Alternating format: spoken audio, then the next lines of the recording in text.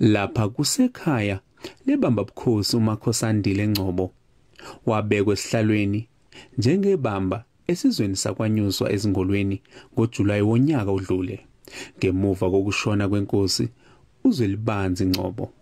Ngobusuku bangomhla ka-19 April kuthiwa wayesekhaya nomndeni wakhe ngenkathi kugasela amadoda ayehlome ezingovolo efake nomfaniswano wamaphoyisa ayefuna ukumbopha. Kuthiwa umndeni wakhonjwa ngezibhamu kanye nonogada, baboshwa ngezintambo ezandleni. Kwathathwa omakhalekhukhwini babo kanye nokhiye bezimoto ngaphambi kokuthi laba bahambe noNgcobo. Lo mndeni uthi uhlalele uvalweni. Bangidonsa bathi ngiyobakhombisa ubaba la ekhona.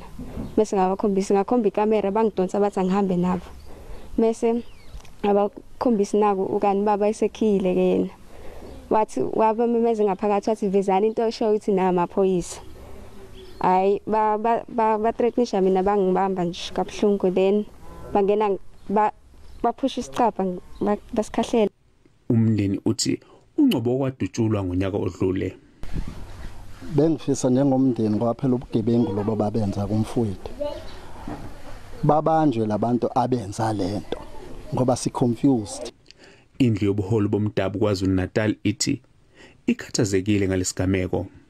Amaphoyisa aphenya icala lokuthumba nelokubamba inkunzi. We are appealing to anyone who may have information on his whereabouts or knowledge with regards to the suspects that were involved. Isifundazwe iKwaZulu-Natal sesibe nezigameko eziningana zokubulawa kwabaholi bomdabu. Nolihadebe, SABC News ezingolweni.